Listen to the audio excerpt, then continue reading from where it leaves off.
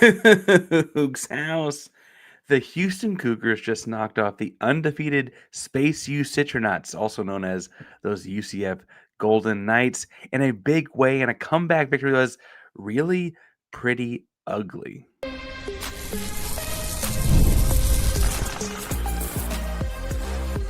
You are Locked On Cougs, your daily podcast on the Houston Cougars, part of the Locked On Podcast Network, your team every day. Hey, I'm Parker Ainsworth. Welcome to Locked On Coogs for the Locked On Podcast Network. Now, the #1 sports podcast network, and the Houston Cougars take off the undefeated Space U Citronauts. Now, I have to point out a couple things. One, they're not actually Space U. We can talk about that later in the show. I want to do a lot of things today. Today's show is brought to you over at FanDuel. We'll get more on all that fun later. Parker Ainsworth here again, and I can't wait to get into kind of how winning space on the ground, and I mistyped that in the deal. I'm just too excited to get things going. So we'll fix that as we go here. I also want to point out how Houston managed to win this game with a lot of turnovers, which led to some people questioning, I hope from an honest space, about injury concerns. And then last but not least, I do want to give out some nightcaps. One guy gets one tonight, spoiler alert, that I don't believe has gotten one yet. That doesn't mean he didn't deserve it beforehand, but certainly gets one tonight. Now, fun game to win. And I want to say it like that because honestly, that was about the only positive thing you'd say in this one. Ultimately, Houston decided they had so much trouble on the air or through the air. Oh, there we go. We fixed it. Winning in space on the ground here, and had so much trouble through the air that they had to go to the ground. Now, passing, Conner Weigman did have 220 yards through the air, and I guess that's a lot of yards. We just threw it to the wrong team 3 times. Amare Thomas had 103 yards through the air and a big touchdown, big 64-yard touchdown catch. A lot of yak on that catch as well. However, Amare Thomas had 5 catches. Tanner Koziol had 8 catches. The next highest receiver of Conner Weigman passes was none other than what was the guy's name? The UCF defender. I want to point out that had 3 interceptions of his own. Philip Dunham. Make sure I got that right. I feel like a lot of feelings about the past game, and we want to get into Conner Weigman and if he's hurt or not in the second segment. I will say though that when we talk about being a good team, Houston was the kind of team in this game that found a way to win despite a bunch of opportunities to lose. We talked about this after Oregon State for Houston. We had immediately talked about it after Arizona for Houston as well. Good teams find ways to win anyways. And as Victor here points out in the live chat, Houston is 8-2, and that's a big thing. 8-2, as Derek points out, is a beautiful feeling. And Will point out, Will's a long time listener like Will. He points out that the passing was good except for a few instances where it was bluntly really bad. The ground game in this one, though, was the story of the night. Houston had 200 yards through the air, 220 yards through the air, but 210 on the dirt, and did not have a 100-yard rusher. Weigman had 22 carries of his own for 82 really tough yards. He did have a 19-yard run in there, but ultimately these were 4 and 5 and 6-yard runs at best, and really taking punishing blows at the end. DJ Butler with his highest carries, a number of carries for any stretch of the season, 14 carries. That's one. Previous high I believe I saw was 7.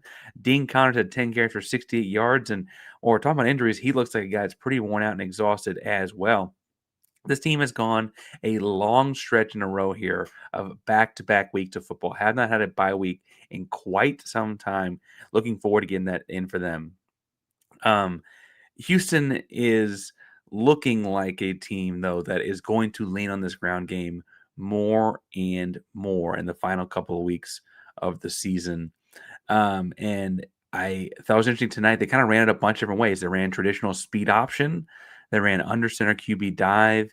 They ran counters. They ran zone. They ran both split back and split back zone, split zone, and they also ran zone read with the quarterback. They ran traditional quarterback power with the read play. They ran a bunch of different games in the run game to ultimately get to 49 carries. And as Shredder here points out, in the first half, they weren't getting a whole lot of yards out of any of that kind of thing, but it wore UCF down. And honestly, when Houston had to fall back to it for what kind of came out to be a back-breaking drive there in the fourth quarter, not just because it put Houston ahead with a field goal, but it was 15 plays, 62 yards, took almost 8 minutes of the quarter, and frankly left just about 2.5 minutes on the clock once they scored a field goal and gave the ball back to UCF. You really did have, you really did have this, like, you knew you were going to get 3 yards of play every time you ran the ball effectively. And really, the only two negative plays, you had an incompletion or two, but the negative plays in that drive were a bad snap and those kind, and like then a run after that that didn't amount to much because of the loss of yardage. And I think that is what's impressive in and of itself is, like, once they got the ball in the ball carrier's hands and it was just like, hey, I run, you block. This team was back in shape and back running the football. And it was impressive to watch from that standpoint. DJ Butler ran the ball super hard, and he is not a big kid at all. I don't mean to say he's a little guy or anything like that. He's a sophomore running back, right? And they had him listed online here at 6 foot 190 pounds. And I think he looks a little, maybe his pads a little big, I don't know, but he runs with a lot more weight than that, and I think looks like a lot less weight than that. But he was super, super impressive in this one. And I want to give the offensive line credit. And I know that that's probably a little controversial. People are excited to jump on the offensive line when they make mistakes. And this year, like last year and the year before, and frankly before that, Houston's had a number of offensive line problems that you could, pin on a handful of people. And the bad snap I just mentioned was a negative play that felt costly at the time and, argue probably can't happen in that spot. Mackenzie Agnello had a bad penalty on the field goal that nearly set up a game-tying field goal for UCF, right? Like, those kinds of things can't happen. But running the football as effectively as you did in the fourth quarter only happens when your offensive line comes to play, right? Now, admittedly, that's not, you'd like to see them have all four quarters if you're a run first football team and whatever, but wearing the other team down and wearing through the other team like that to ultimately have the snowball effect of a fourth quarter like that only happens when you're dominating up front in a physical kind of way, right? Now, there were mistakes that are fixable up front. Again, you question, okay, Parker, but they've played 10 games now. How fixable is it really? I mean fixable, like it's not a outsized or outmatched kind of issue. But the less tangible stuff, the harder to fix stuff, Houston looked like they had taken care of up front down the stretch in this one. Other big moments, obviously every interception. But can we take a moment and talk about LaTrevion McCutcheon's interception? LaTrevion McCutcheon's pick six was early, and it gave Houston a lead when it felt like they were going to be rolling and all that. And then things changed. What kind of got forgotten. What a freaking play. Like, oh my God. That guy is still putting a lot together, and he's such a great athlete and football player. It's like, what position do you really play him at? But man, when you see it pop like that on the screen, it's like, oh my God, right? Oh my God. And I really, really came away impressed by a number of different defensive players. They'll get their nightcap in the third and final segment. In the second segment, though, I want to talk some about those turnovers and the speculation of injury and things like that. Before we get too far, I should point out that today's show is brought to you by our buddies over at Supply House, because when you're getting a new repair, fixing something that's hurt or broken in your house, maybe, you got to get your crew moving forward. Supply House, order today and see parts of your doorstep tomorrow with over 280,000 plumbing, HVAC, and electrical items. The most trusted brand in the business. Real-time inventory and honest lead times keep you from punting on projects, while industry-leading customer service always has your blind side covered. Now, I've owned a home for a little over a year, and I have found very quickly in that little over a year that you never know when you're going to need to fix something, and you don't always have a lot of time to get it fixed. Being able to get supplies this quickly is a big deal. And their free trade match program is great. You can join that today and score serious perks like priority shipping, lower prices, and dedicated support lines for guys like me that studied books and aren't great with their hands. That's why Supply House is here to help you out. Visit supplyhouse.com, or if you're good at hands, just get the tools, get the job done. But supplyhouse.com, sign up for free, use promo code SHCollege5 for 5% off your first order. Supplyhouse.com, real people and real service. Thank you for making Locked On Cougs your first listen of the post game, last listen of the day, evening as you go to bed, maybe first listen of Saturday morning as you enjoy the win. Whatever the case may be, thank you for making Locked On Podcast Network the number one sports podcast network in the world. Now, I want to look at this game and the turnovers kind of in conjunction with last week's game, and then kind of contextualize them on the season as a whole. Now, longtime listener Will points out the points off turnovers here is kind of daunting. But Houston, in the first 8 games of the season, turned it over just 4 times. And of those 4 times, 2 came against Texas Tech in a bad loss, 24-point loss to a team that's currently top 10 in the college football playoff ranking. You'd kind of been clean outside of that. One of those was your backup quarterback, even. Like, things did not feel like terrible from a turnover perspective. It felt like you were kind of keeping the ball in the right team's hands.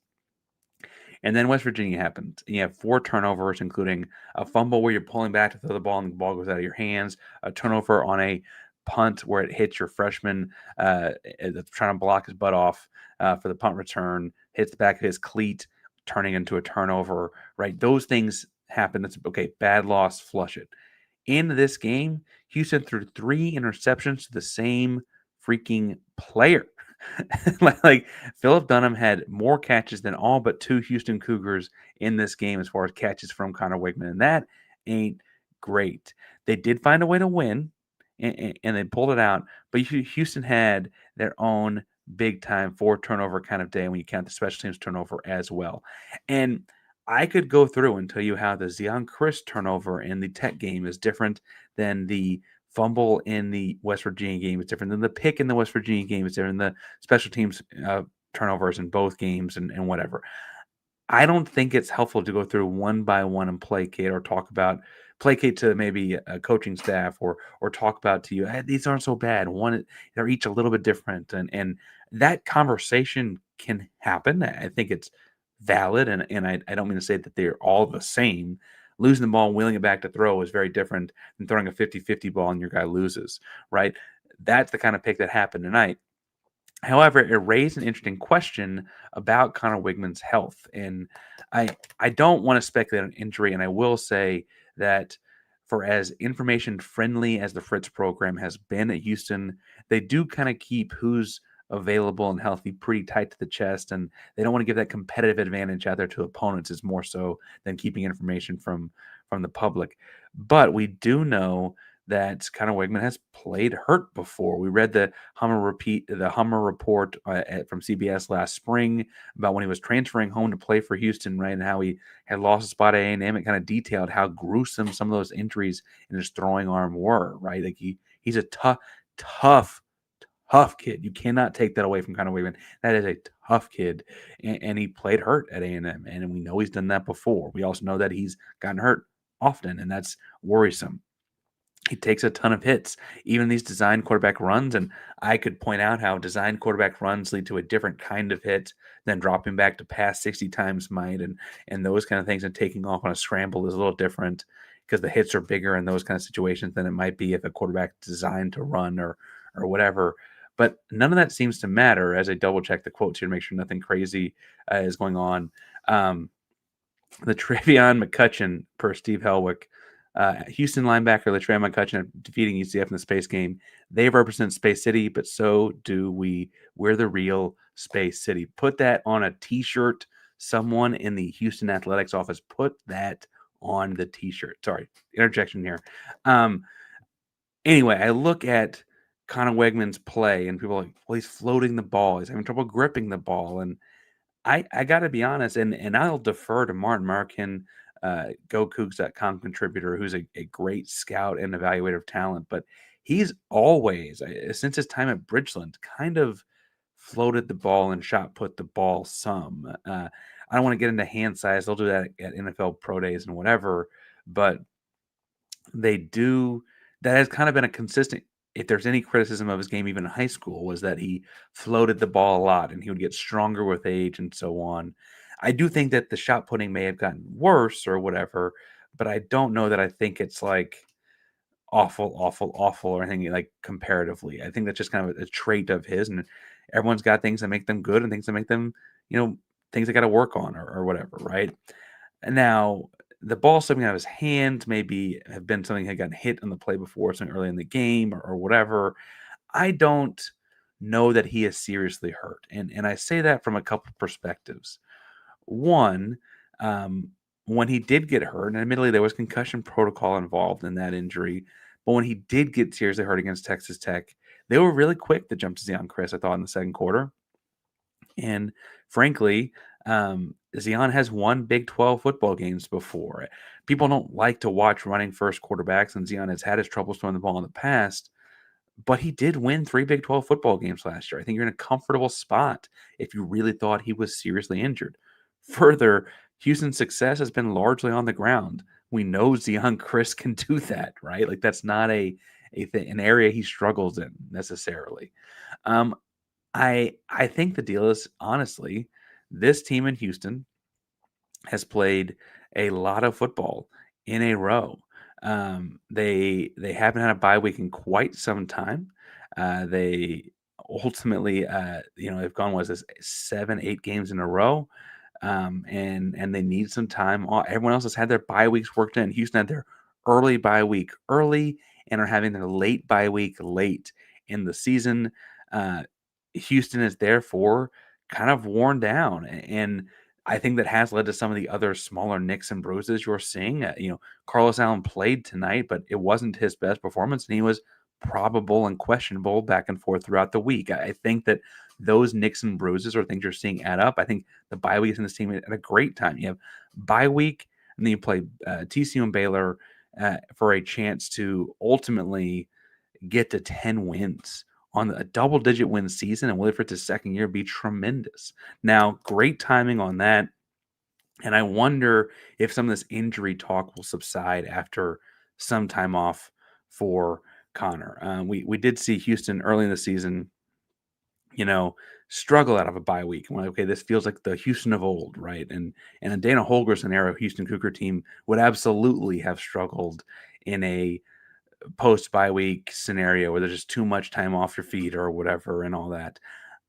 Even though they had trouble in the early one this season, I think Fritz can use that example of ways to get this thing right again afterwards. As I look through more quotes here coming on about We're Space City, that's what they say back in Houston. I love this. I dig this in. Dig this in. Dig this in. I think that all this has happened over Houston for just the right time, and I think that we'll probably hear about some sort of a nick, bruise, forearm, something, hand, whatever, maybe after the season's over from Conner. He does take a lot of contact, but I just think that in a week or in 2 weeks, really, after a week of rest, excuse me, I'm losing my voice. I'm also sick this week for what it's worth, so I'm pushing through. If I messed up words or if my voice cracks randomly, I blame the NyQuil. I probably should blame the generic one actually and take a sponsorship from somebody, but that, whatever. I say all that to say that ultimately this Houston Cougar football program is banged up, and I don't think that means he's injured. There's a difference there that people are articulating in the comment section, so I don't think I'm crazy on this one. I just think there's a difference there, and what we're seeing is more of a worn-out quarterback that is shouldering a gigantic load. He threw for 230 yards and ran for another 80 in this one. When you factor in the fact that he ran the ball a whopping 22 times, and that's a large workload for a running back. He's just doing so much for this team, and frankly, they won by 3 tonight against a 500 coming into it football team. I don't know what they'd be without him doing all of that, right? But I do wonder if it's really just that, people want to jump to injuries and want to jump to the worst things. And everyone, I mean, the most popular guy on campus, it feels like in every school in America, is the backup quarterback. I just feel, or I guess Houston might even be the third string. People like that. Carlisle's a great kid. Lots to like there, but I just feel like ultimately people tell me to man up because I'm here. Chill out. Yeah, tough life. Right? Talk to a microphone about the Houston Cougars. Tough life. I just feel like we're seeing the wear and tear of that kind of an offense over so many games. And then you add in the emotion of last week, the 11 a.m. kickoff, all that kind of stuff that everyone talked about. We don't need to break down more. I think that this is working out. Now, Houston continues to have odd, off-putting times, Thursday nights, Friday nights, 11 a.m. Saturdays, and whatever. I don't know that TCU or Baylor get different treatments. I do know, though, that the bye week will be good treatment for this football program. I want to get into talking about more positive things and like what is good about this program right now and kind of what could be in the near future for these guys. But really more about just like giving nightcaps of sorts to the Houston Cougar guys that performed tonight. But man, before we get to all that, today's show is brought to you by our boys at DoorDash because it's almost a week. I guess tomorrow's Saturday. God, it's Saturday in about 27 minutes. And it's time to look back and crown the MVP who delivered, powered by DoorDash. Just like you can win every Saturday, DoorDash streaks, saving more every time you order. These players deliver when you mattered most. Let's break it on down. I'm going with one Amare Thomas. 5 catches, another 103 yards. I believe that he's leading the Big 12 in yards per game this season. He's a tremendous pickup in the transfer portal from last year. I thought Kobe Young played well. I thought Tanner Koziol played well. I thought lots of guys played well in this one on the perimeter. But Amare Thomas is just different. I mean, follow Houston all year long. This is not really like a one-time thing. He's kind of been putting together a streak of really good games. And just like Amare Thomas is putting together a streak and delivering for the Cougs, DoorDash delivers your Saturdays. With DoorDash Streaks, you can save every Saturday you order. Stack it up all season, and you can save up $250, including $100 in DoorDash credits. Order this Saturday and keep the streak alive. Fuel your game day only with DoorDash. Supply promo goes through November 18th. Parker Ainsworth, Locked On Coogs here, and thank you for making Locked On Podcast Network the #1 podcast network in the world. Now, I'm looking at this, passing out nightcaps. I mentioned Amare Thomas is our MVP for DoorDash here before I take down the banner, and I have to say, that catch and touchdown, 64 yards, a contested catch. He took it to the house. That was great. I thought he had other great catches in this one too. He had a couple of Sportscenter type catches last week. This guy has been phenomenal. But my nightcap that I don't think I've given out to this guy yet, but he deserves every bit of his DJ Butler. That guy, and I put it on Twitter, and I'll say it again. It's not that he's the biggest. It's not that he's the strongest. Not the fastest. Not that he's the quickest. He just doesn't stop moving. When DJ Butler hits the defender and the tackle has started, the theoretical tackle has started, I should point out, the guy's legs just don't stop working. And it was really, really impressive tonight with a heavier workload. Still trying to figure out what's up with Dean Connors. He didn't have a whole lot of run last week. Didn't have a whole lot of run today. I can't tell if it's just the doghouse or what. But typically, I feel like it's not a big like Dean Connors would be the first guy because Rashawn Sanford is hurt. Stacey Sneed would be the third guy. Jamarian Burnett would be the big back. DJ Butler was not set to be in the rotation a whole lot this year. And the guy's just performing and just getting better every week. And I can tell you right now, there's at least 2 commenters in my comments that commented weeks ago they thought he was the best running back. And I don't know that he's better than Dean Connors. And once he was what Ray looks like post-injury, because I loved his game pre-injury. But dang, DJ Butler looks good. That dude can run the football. On the defense side of the football, want to give some props to Rook Brown. A couple blitzes in there mixed in. Big deal there. Kentrell Webb at the game sealing interception in the end zone. I got a little bit of a heart attack when the play-by-play guy said that the guy was open in the end zone. That scared me a lot. Kentrell Webb picking that off made me feel a little bit better. I thought Will James played really, really well. Latrell McCutcheon, we mentioned Latrevion earlier. Latrell McCutcheon, a couple big tackle solo stops. Latrevion with the pick six that was like as athletic as any defensive play made this year. pretty impressive to say the very least. Defensively, though, I want to make sure we give credit to Khalil Laufau. Does not do things that end up in stat books and does not do things that are sexy or highlight worthy necessarily. But dang, like that guy just does his job and just does it so well. He holds the pocket, pushes it back, eats blocks, tosses guy. He's just causing chaos at the line of scrimmage or a yard past it. Making everything mucked up. It's really, really important to what Houston does. And he's frequently at the centerpiece of a lot of these different defensive plays if we're paying attention. I usually see it on my second watch on a Sunday. My Sunday second watch is kind of a thing I do. And it typically shows up more there. But man, I thought tonight he looked good in a couple different spots. I debated what to give caps to on Weigman because on the one hand, again, he had 22 carries and threw the ball 31 times, 220 yards and 2 touchdowns through the air. That all reads good, right? That all reads good.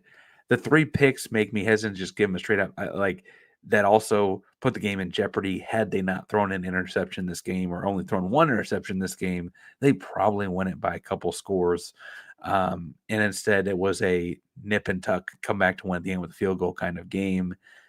That being said, I do think that Conner Weigman's toughness, as has been a theme throughout the episode, deserves its own nightcap. In the comments here, we got a couple things. Butler is a beast. Love that. Weigman is our guy. Shouldn't be in question. Set up alerts about, that's because someone missed the game because that was Saturday. That's probably a comment for the week at some point. We'll talk about that at some point this week. Past bedtime, so shouts to you, Joey, for showing up past bedtime. Thank you. Lost grip in the foot. Yeah, that did happen. Lucky win, low attendance await from Texas Football Channel. Dang, the hater shows up. The hater shows up. The hater shows up. I got all kinds of stuff here going on. Lots of positivity, though, and I think it's good to be back in that column for the program. This team is 8-2. And honestly, if you'd have told me in July this team was going to win 8 games on the season, I'd have been like, that's a good step for this program. Going from 4-8 a year ago to flipping the script this year, getting into a bowl game, all really important, right? And now you're already at 8-2 and a real shot at 10-2. And 10-2 probably has no shot to get in the Big 12 title game and on all of that. I don't mean to say you're getting a trip to Arlington or anything like that you're fighting for still. I guess mathematically it's not off the table. It'll just take a lot of help in a lot of places. But I will say a double-digit win is the kind of season you hadn't had in 4 years. And frankly, even that 4 years ago, one, you were talking about how easy that American Athletic Conference schedule is. This is in the Big 12. This is Big 12 power football. And it's a little bit different kind of game when you're getting 10 wins in that. Different bowl games, different payouts, different opponents in those bowl games. Those things all work in your favor. I love this. I love this. I love this. I'm happy we get another Friday night victory. Houston on Friday nights, huh? Undefeated on Friday Night Lights. That's because it's a Texas show, I guess. Tomorrow, Houston plays Towson in basketball. Afternoon basketball game. The girls play too, I believe. So make sure you got support all the programs on campus. I'm going to go live probably for a second, a short bit after the basketball game, and then debating doing something else about the rest of the weekend's basketball kind of wrapped up. Houston on the bye week, though, does play Auburn next week in basketball. It's a big matchup for the Coogs, and so we'll probably break that down over the course of the week like it's a football game because there is no football game next week. So all kinds of fun stuff and more. I've also been told about a couple of recruits in the basketball world to keep an eye on in the very near future.